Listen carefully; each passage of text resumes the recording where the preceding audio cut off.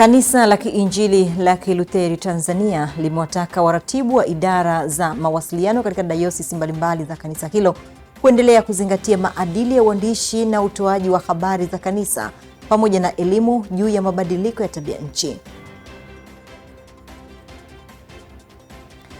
Waziri wa Madini Anton Mavunde amesema Tanzania itaendelea kunufaika na ushirikiano wa kimkakati na serikali ya Marekani katika kuimarisha utafiti, uwekezaji na uendelezaji wa rasilimali madini. Mamlaka ya mapato Tanzania TRA imesema inatarajia kuunganisha zaidi ya kampuni 300 kwenye mfumo wa kisasa wa usimamizi wa kodi za ndani ujulikanao kama Integrated Domestic Revenue Administration System (IDRAS). Na Afrika Kusini imetuma timu kusaidia juhudi za uokoaji baada ya mwanasiasa wa eneo hilo kusombwa na mafuriko alipokuwa akizuru nchi jirani ya Msumbiji. Habari za wakati huu mtazamaji, karibu katika Upendo TV Habari.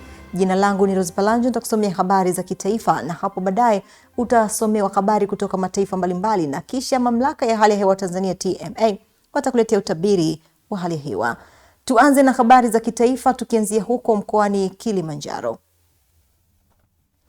Kanisa la Kiinjili la Kilutheri Tanzania limewataka waratibu wa idara za mawasiliano katika dayosisi mbalimbali za kanisa hilo kuendelea kuzingatia maadili ya uandishi na utoaji wa habari za kanisa pamoja na elimu juu ya mabadiliko ya tabia nchi kupitia vyombo vya habari vya kanisa na kushirikiana katika utoaji habari za kanisa.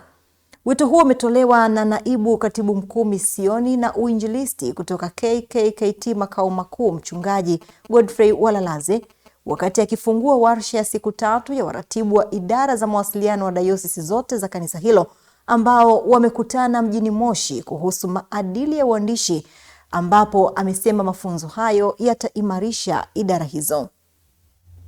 Ni jitihada ya kuona kwamba tunaweza bado tukatumia content tulizo nazo ili kuweza kuwa ni njia pia kuweza kuimarisha uchumi wa kanisa.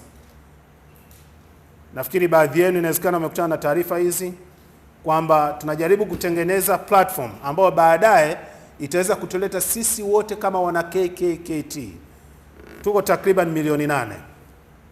Takriban milioni 8. Na kama kila dayosisi ina waandishi wa habari na dawati la mambo ya habari, maana yake karibu kila siku ama kila Jumapili tunazalisha content nyingi sana.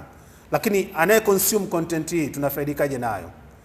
Mtoa mada katika warsha hiyo, Mchungaji Hasbon Myenda kutoka KKKT Dayosisi ya Iringa, akizungumza wakati akitambulisha mradi wa vita dhidi ya mabadiliko ya tabia nchi, amesema kwamba kanisa lina wajibu mkubwa katika kuheshimu na kutunza mazingira, kwa sababu kutunza mazingira ni kutunza uumbaji wa Mungu na sio suala la kisayansi pekee.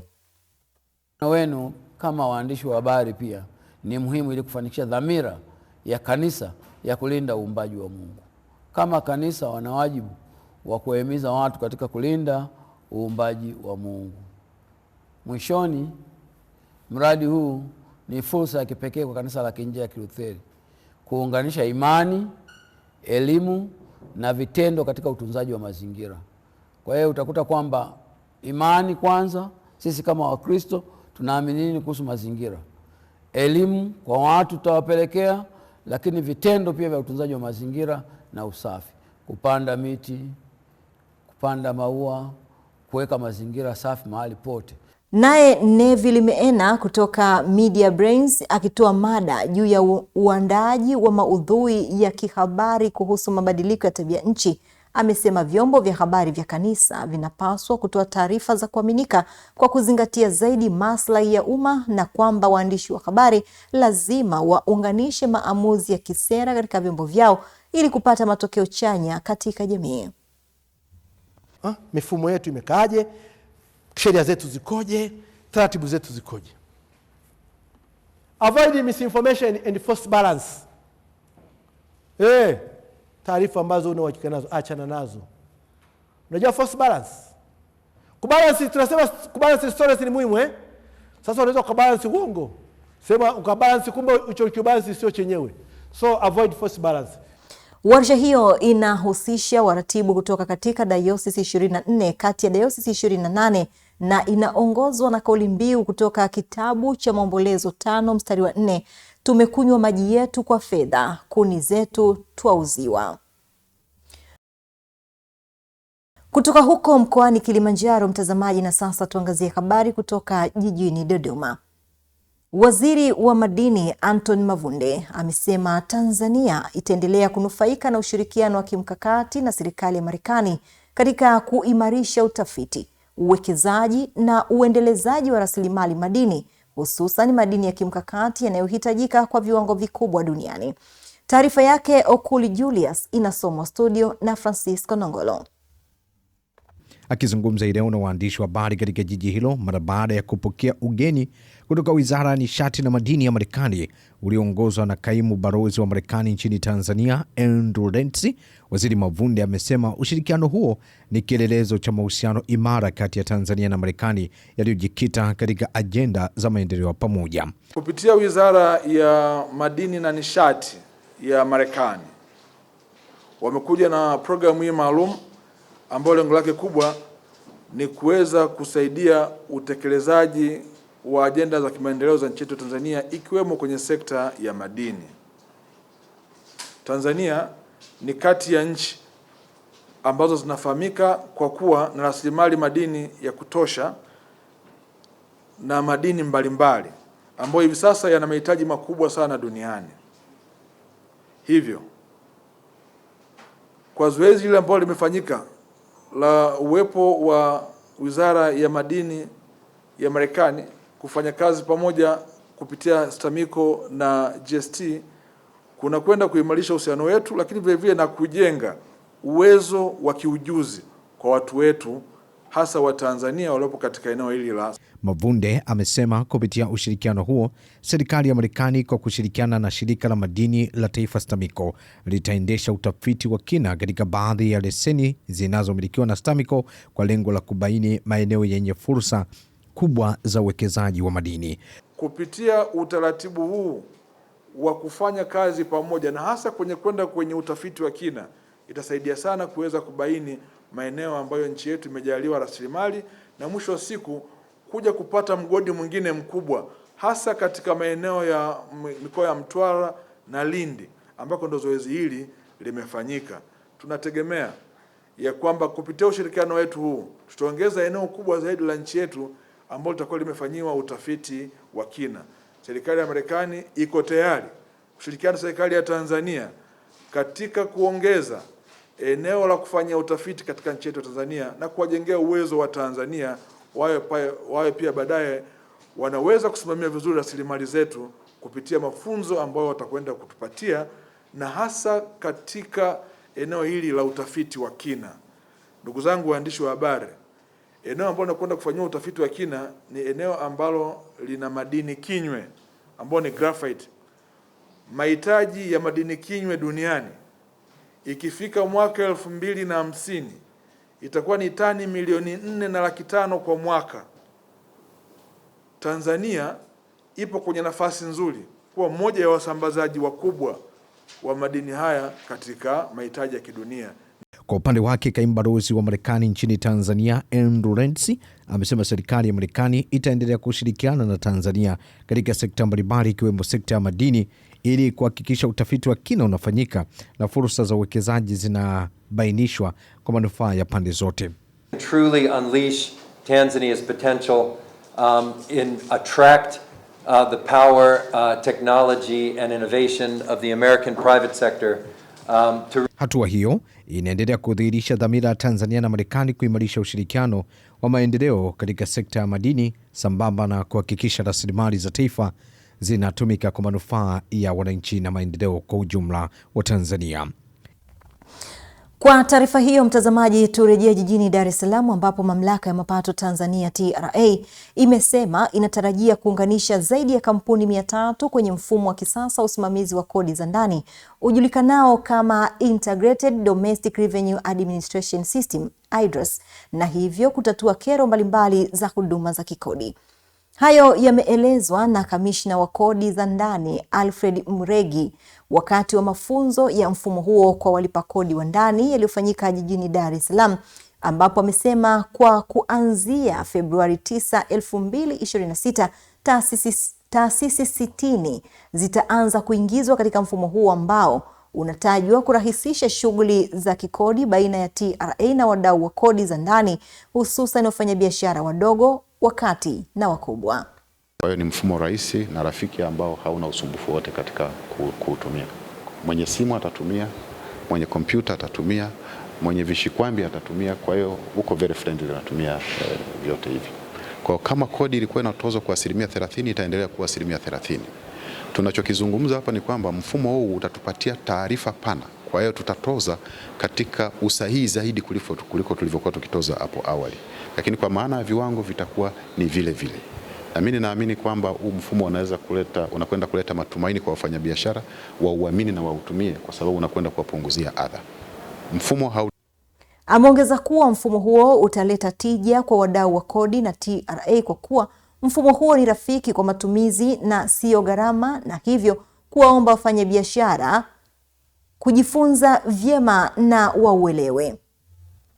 Mwakilishi wa mwenyekiti wa wafanyabiashara Kariakoo Pendo Lucas na wadau wengine wamesema wanaishukuru TRA kwa mfumo huo utawarahisishia kazi, kwani ni mfumo rafiki na kwamba kazi yao kwa sasa ni kuwashawishi wafanyabiashara wenzao kutumia. Kwa uwazi wa mafunzo haya yanatuletea mfumo mpya ambao mfanyabiashara utaweza kujihudumia mwenyewe, lakini pia utakupa uwazi wa malipo yako na kile ambacho umekitumia ndicho utakachohitajika kulipa. Mfumo wa IDRAS ni mfumo ambao umekuja kujibu maswali mengi kwa walipa kodi. Kama mambo ya tax clearance ilikuwa mpaka uende wakague dokumenti zako uanze kuapply, lakini safari hii una apply tu pale pale, wao wanavuta vitu vyao wanakagua wanakupa tax clearance. Lakini mfumo wenyewe unakuruhusu kuchagua lugha kati ya Kiingereza na Kiswahili ambazo wewe mwenyewe unaona uko vizuri navyo. Kwa hiyo unajua makosa ya kikodi hata kama hujui huwezi kusamehewa, labda interest au penalties, huwezi kusema hivyo.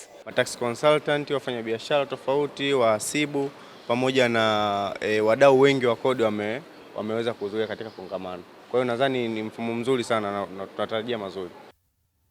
Mfumo wa IDRAS utamwezesha mtumiaji kujihudumia mwenyewe akiwa mahali popote na wakati wowote kwa kutumia namba ya utambulisho wa mlipa kodi, yani TIN. Mtazamaji, na sasa tuangazie habari kutoka mkoani Manyara.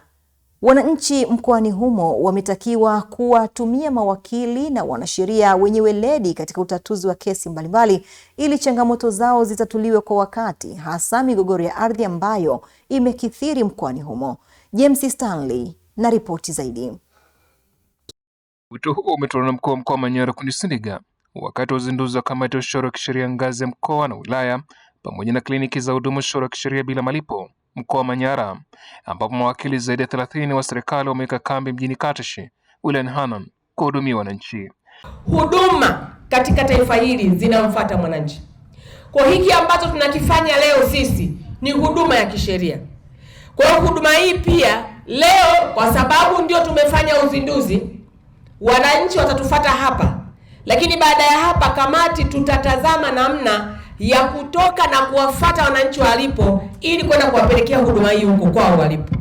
Kwa sababu muda huu kuna wananchi wengine ambao wako mbali hapa, wanatoka labda Mulbadau huko, wanatoka Basutu, wanatoka huko Silop, amekosa hata nauli ya pikipiki ama ya gari ya kuja hapa, lakini ana changamoto.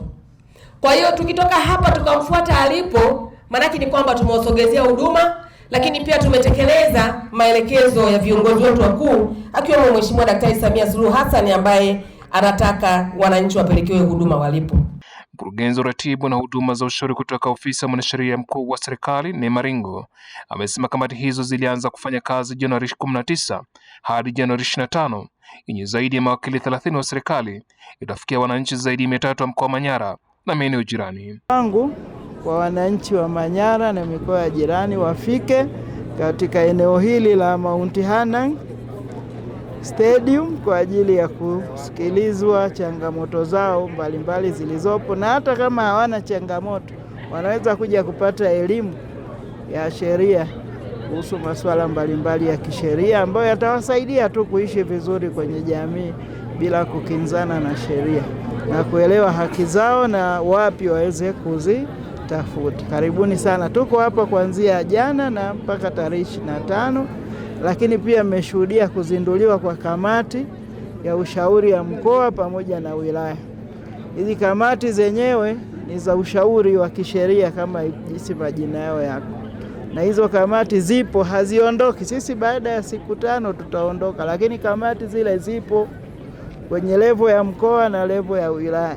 Kwa upande wake, mbunge wa jimbo la Hanang' Asia Halamga ameshukuru Wizara ya Sheria na Katiba kuandaa kamati hiyo na ametoa wito kwa wananchi wa jimbo hilo wenye changamoto kutumia fursa hiyo, huku baadhi walijitokeza wakieleza matarajio yao. Ninawaomba viongozi wa dini, viongozi wote mlioko hapa, wananchi wetu wengi ambao wana changamoto na matatizo mbalimbali yanayohusiana na sheria hawako hapa, wako kwenye maeneo tunayotoka. Kazi hii, heshima hii aliyotupa Daktari Samia Suluhu Hassan, tusiache ikaenda hivi. Tuhakikishe wananchi wetu wanapata taarifa, ili wakati wa wiki hii inapotumika kwenye uzinduzi, basi iwe imefanyika kazi kubwa ya kutatuliwa changamoto na kero mbalimbali za kisheria dhidi ya wananchi wetu.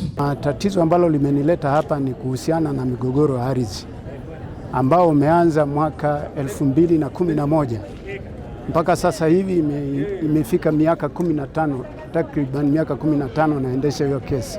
Kutokana na hali ya unyonge nilionao na nyanyaswa na watu wenye nguvu, wamenipoka mali yangu yote, shamba ambalo nilikuwa nategemea kwa familia kufanyia shughuli, kuendesha watoto kusoma, mpaka watoto wameacha kusoma kwa sababu nilinyang'anywa eneo lote. Nikiripoti kutoka hapa mkoani Manyara, jina langu ni James Stanley, Upendo TV. Hii ni Upendo TV habari. Huko mkoani Songwe, wanawake mkoani humo wameishukuru serikali kupitia bodi ya kahawa hapa nchini kwa kuendelea kuwainua kiuchumi kupitia uboreshaji wa miundombinu ya uzalishaji wa zao la kahawa, kwani limefanyika mkombozi kwao. Taarifa ya Nicholas Ndabila kutoka Songwe inafafanua. Zama za zao fulani ni la jinsia fulani zimepitwa na wakati. Hili linathibitishwa na wanawake wakulima wa zao la kahawa hapa mkoani Songwe, ambapo wanaeleza namna ambavyo zao hilo lilivyoinua kiuchumi na kuwafanya kuendesha maisha bila shida yoyote, kwani zao hilo ndilo chanzo kikubwa cha kuimarika kwao. Kwa sababu nilikuwa tegemea, sasa najitegemea mimi mwenyewe, pia inanipatia kipato wala siumbi kimaisha. Na natoa ushauri kwa wanawake wenzao wasikae nyumbani, wanawake wenzangu wasikae nyumbani.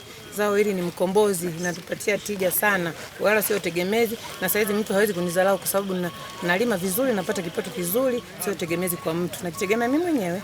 Imenisaidia mimi kusomesha hata watoto, sijapata hata shida. Chakula ndani napata kwa sababu napata hela kwenye kahawa. Kahawa inanisaidia, daftari nanunua kutoka kwenye daftari, nalipa ada kutoka kwenye kahawa, kwenye pesa ambazo zinatoka kwenye kahawa. Kwa hiyo nawahimiza nao waige, wasirudi nyuma, sibaki nyuma. Aidha, jitihada za serikali kuwainua wakulima wa zao hilo zimekuwa zikipitia katika bodi ya kahawa hapa nchini, ambapo meneja wa bodi hiyo kanda ya Mbeya Bwana Ezekiel Mwakioma anaeleza mwitikio ulivyo ni mzuri katika siku ya zoezi la ugawaji wa miche hiyo, na hivyo ni tegemeo la bodi kuongeza uzalishaji wa kahawa na kuwainua kiuchumi wakulima na nchi kwa ujumla. Kwa kweli tunashukuru, mwitikio ni mkubwa kama mlivyoona nyinyi wenyewe hapa kwamba kuna kundi kubwa la vijana na wanawake wanachukua miche na kuipeleka mashambani kwao. Kwa hiyo tunaamini kadiri tunavyoendelea na zoezi hili bado tutaendelea kupata mwitikio mkubwa zaidi. Matarajio makubwa kwetu sisi ni kwanza ni kuongeza uzalishaji wa kahawa. Ndio hiyo namba moja. Lakini namba mbili, tunahitaji kukuza uchumi ama kipato kwa mkulima mmoja mmoja ambaye anajihusisha na zao la kahawa. Lakini namba tatu, tunahitaji kuongeza fedha nyingi za kigeni. Kwa sababu kama tunavyofahamu sisi kwa nchi yetu wananchi hawatumii kahawa kwa sehemu kubwa. Ni takriban 7% tu ya matumizi ya kahawa ya ndani. Sehemu kubwa ya kahawa inauzwa nje. Kwa hiyo tunahitaji sasa kwamba kadiri inavyouzwa nje hii kahawa tutapata fedha nyingi sana za kigeni ambazo zitaendelea kukuza uchumi wa taifa letu. Msimamizi wa uzalishaji wa zao hilo wilaya ya Mbozi, ndugu Richard Mwailanga, anaeleza kuwa serikali inaendelea kuboresha miundombinu ya uzalishaji wa zao hilo ikiwa ni pamoja na uchimbaji wa visima, huku ndugu Tinson Nzunda akieleza kutolewa kwa miche hiyo ya kahawa kwa wanawake na vijana ni mwanzo wa kumaliza tatizo la ajira hapa nchini. Kwa mwenendo huu si mbali sana tutalifikia hilo lengo, na kwa kuwa bodi pia pamoja na kufanya haya makubwa imefanya pia mengine kwa halmashauri ya wilaya ya Mbozi. Tumechimbiwa visima vya kumwagilia kahawa, visima 20 ambavyo vichache vimeanza kutumika mwaka huu, lakini mwakani najua visima vyote vitakuwa vinafanya kazi. Na visima hivyo kuna visima ambavyo tumepata yani maji mengi ya ajabu. Tulipata visima viwili vinavyotoa lita 15,000 kwa saa. Kwa hiyo ni uwezeshaji wa miundombinu mingine hapo natakiwa ufuatie, kwa sababu kwa kiasi cha wingi wa maji hayo ni wazi kwamba kile kijiji kitaweza kumwagilia kahawa kwa kupitia hicho kisima kimoja. Kuwapa hii fursa tayari wamesha watengenezea ajira, na ajira hii itanufaisha vijana wenyewe lakini pia na familia zao, na mwisho wa siku tutapunguza utegemezi na kupunguza umaskini wa nchi kwa ujumla. Lakini siku zote tunasema ukimpa elimu mama au ukimwezesha mama umewezesha familia. Kwa hiyo kina mama na vijana wakiwezeshwa, naamini tutakuwa tumewezesha familia na nchi kwa mapana zaidi. Juu ya hilo ni kwa sababu gani nasema hivyo? Population ya kina mama na vijana kwa nchi hii naamini inazidi ya 70%. Sina takwimu za hivi karibuni lakini naamini inazidi ya 70%. Sasa kama hivyo ndivyo, maana yake kwamba tutakuwa tumewezesha sehemu kubwa sana wa Tanzania kiuchumi kupitia zao la kahawa. Nikiripoti kutoka hapa mkoani Songwe, Nicholas Ndabila, Upendo TV. Mtazamaji, na sasa turejee tena jijini Dar es Salaam ambapo wakala wa barabara za vijijini na mijini TARURA mkoa wa Dar es Salaam umewatoa wasiwasi wakazi wa kata ya Chanika katika mitaa ya Yongwe, Vikongoro na Virobo kuwa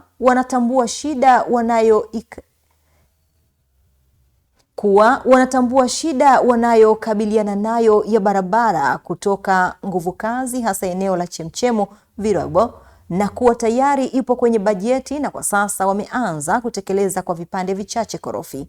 Akizungumza na Upendo Media akiwa katika ziara ya utekelezaji wa majukumu yake ya kukagua barabara zinazoendelea kujengwa jijini Dar es Salaam, meneja wa TARURA mkoa Mhandisi Godfrey Mkinga amesema yeye na timu yake wanatambua maeneo mengi yana changamoto ya kupitika, ila wameanza utatuzi huo kwa vitendo.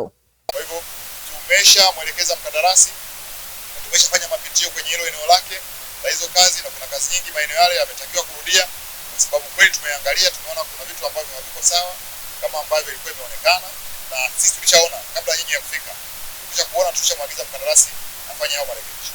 Kwa hivyo kingine, kwa nini vimebaki na kuna vifusi vijatawanya mpaka sasa? Kazi iliyofanyika pale ni uboreshaji wa tabaka la awali kwa kuweka na simenti. Sasa ukishaweka ile na simenti kuna muda wa kukomaa ile kabla ya kuendelea na hatua inayofuata. Kwa hiyo ikimalizika kukomaa hapa ndani ya siku 3 hizi, kandarasi atarudi tena pale kuendelea na ujenzi wa CRR, afu baadaye aje amalizie hicho kiwango cha lami kama ambavyo ilikuwa kwenye plan.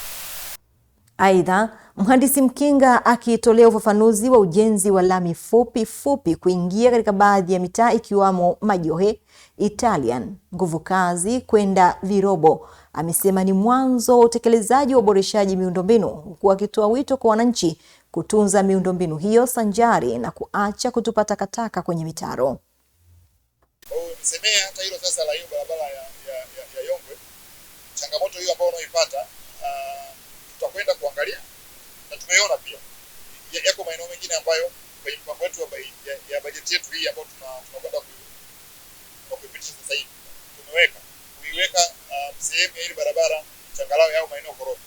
Yale maeneo ambayo yana chemchemi, hicho wanachokifanya cha kujaza mawe ndo suluhu sahihi, ndio jambo sahihi, na tumewashauri hivyo wafanye, na sisi tutakuja kuwasupport kuweka kidogo hiyo changalawe juu baada ya wao kuwa wameweka hayo mawe.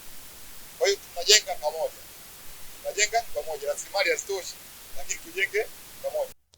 Wakala wa barabara za vijijini na mijini TARURA mkoa wa Dar es Salaam pia imeshauri wakazi hao wanapochangishana fedha kuwatumia kwa ushauri na kuwa wapo tayari kutoa ushirikiano, ikiwamo vibali vya usafirishaji wa mawe, kokoto, hata vifusi kulingana na uhitaji wa eneo husika.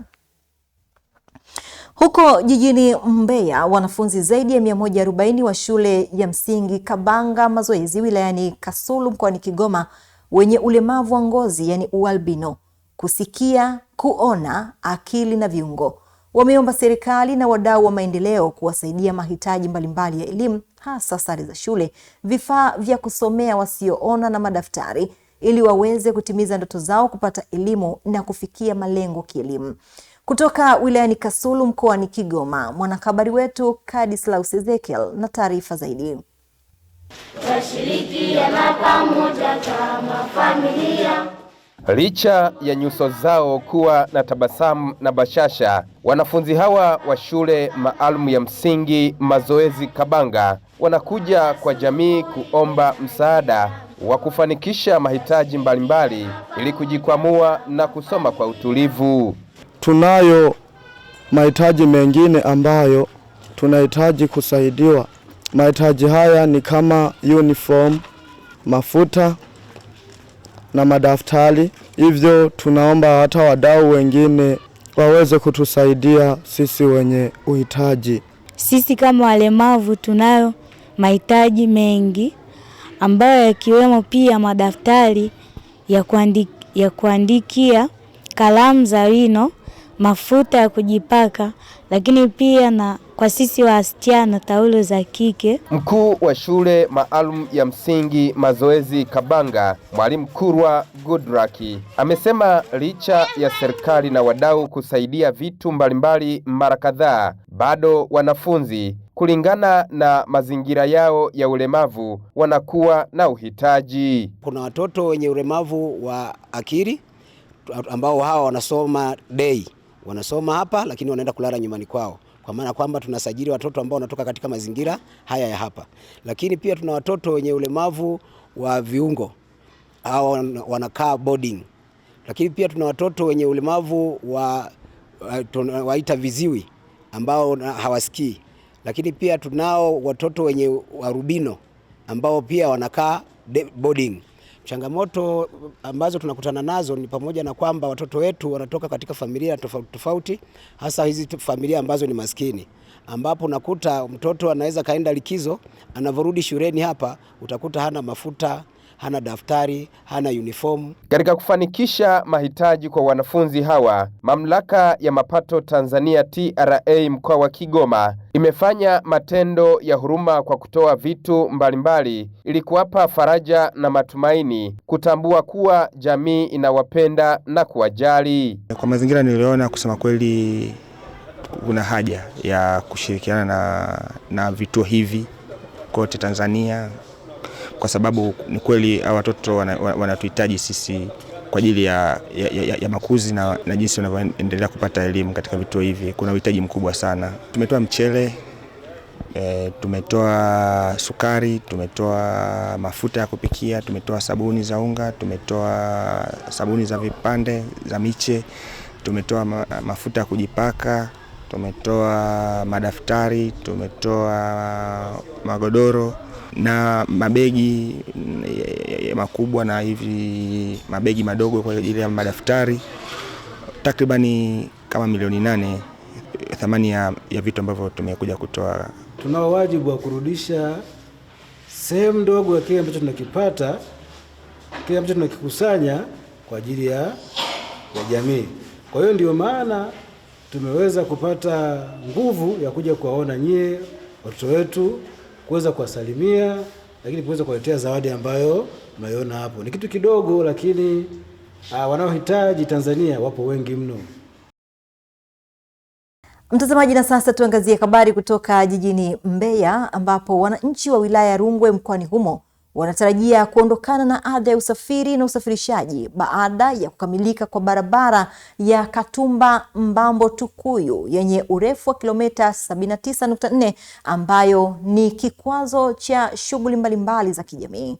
Wakizungumza kwa nyakati tofauti, wananchi wa wilaya ya Rungwe wamesema ubovu wa barabara hiyo imekuwa kero hasa katika kipindi cha mvua, kwani wanashindwa kusafirisha mazao yao kwa sababu ya ubovu wa miundombinu ya barabara hiyo. Hii barabara inatutesa. Kuna baadhi ya maeneo mvua ikinyesha huwa inakuwa changamoto kupita. Inatutesa, kuna baadhi ya sehemu kunakuwa na mikorongo, mashimo, tunashindwa kupita kupita vizuri kiufupi yani. Hii barabara tunasumbuliwa kwa saizi kusafirisha mizigo kule mbele inatusumbua, ila kidogo wakishatulimia rami tutanufaika kwenye kusafirisha mizigo kwa haraka na kupunguza umbali wa safari kuelekea Busokelo. Aidha, wananchi hao wameeleza faida watakazozipata mara baada ya mradi wa ujenzi wa barabara hiyo kukamilika. Uwepo wa mradi wa barabara kutoka Katumba kuelekea Busokelo ni mradi mzuri sana kwa sababu utasaidia shughuli mbalimbali za kimaendeleo. Moja, usafirishaji wa mizigo kutoka Mwakaleli kuja Katumba utakuwa ni rahisi. Pia huduma mbalimbali za kiafya kutoka Busokelo kufika Katumba utakuwa ni mzuri. Lakini pia nikiwa kama ni mmoja wa watu wanaokusanya ushuru wa maegesho katika eneo hili la Katumba, uwepo wa barabara utasaidia kuongeza mapato kwa sababu naamini vyombo vya maegesho vitaegeshwa kwa wingi na tutasaidia kuongeza pato kwa kusanya maegesho kwa kiasi kikubwa. Mimi naiomba serikali itusaidie kwa uharaka, itulumie barabara ili angalau hata usafiri kwa haraka. Itatunufaisha wananchi na kuwa vizuri na kwa maendeleo zaidi kwa wananchi sisi wenyewe. Akizungumza kwa niaba ya meneja wa TRANROADS mkoa wa Mbeya, msimamizi wa kitengo cha miradi ya maendeleo Justin Mrope ameishukuru serikali kwa kutoa fedha kwa ajili ya mradi huo, kwani utasaidia kufungua fursa za kimaendeleo kwa wananchi wa eneo hilo. Kuna changamoto kidogo ya ujenzi kwa kipindi hiki cha mvua, lakini kwa kweli tunaishukuru serikali kwa ajili ya mradi huu kwa sababu tayari ilishaonyesha nia kujenga barabara hii kama nilivyosema ya Katumba Mbambo Tukuyu. Urefu wake jumla ni kilomita 79.4 na tayari serikali ilishajenga loti za kwanza, loti 1 na loti 2 ambazo hizo zilishakamilika na tayari zina lami. Pamoja na kusaidia usafiri au mobility ya watu kutoka sehemu moja kwenda sehemu nyingine, lakini pia nafikiri barabara ina faida kubwa sana kiuchumi. Kwa hiyo kwa ujenzi wa barabara hii itakapokamilika, tuna uhakika kwamba itakuwa na manufaa sana kwa wananchi. Nikiripoti kutoka mkoani Mbeya, Emmanuel Lulandala. Tukirejea tena mkoani Manyara, mkuu wa mkoa huo Queen Sendiga amesema ushiriki wa wanaume katika masuala ya lishe na malezi umeleta mabadiliko chanya katika kulinda afya na ustawi wa watoto wachanga na kuwapongeza wanaume kwa kuacha tabia ya kunyonya maziwa ya watoto, akisisitiza kuwa malezi bora ni jukumu la wazazi wote. Akifunga mkutano kutathmini utekelezaji wa mkataba wa lishe mkoa wa Manyara, Sendiga amesema serikali ya mkoa wa Manyara imeimarisha ufuatiliaji wa programu za lishe kwa kushirikiana na wadau mbalimbali. Amesema juhudi hizo zinalenga kuongeza uelewa wa jamii kuhusu lishe bora na kuboresha afya ya mama na mtoto. Kwenye unyonyeshaji nimeona kama takwimu zimeporomoka pakubwa mno. Sasa nikawaza wale wakina mama ambao walikuwa wanalalamika wakina baba wananyonya maziwa ya watoto, sasa hivi wakina baba wanakula nini? Tumewapelekea elimu ya kutosha huko wale uji wao wa lishe na mtama. Maana sasa watoto wanajisonsomola kwelikweli, wananyonya vizuri sana. Na tumetoka 15% mpaka 55.2. Mnafikiri ni mchezo? Au tumewasuta sana?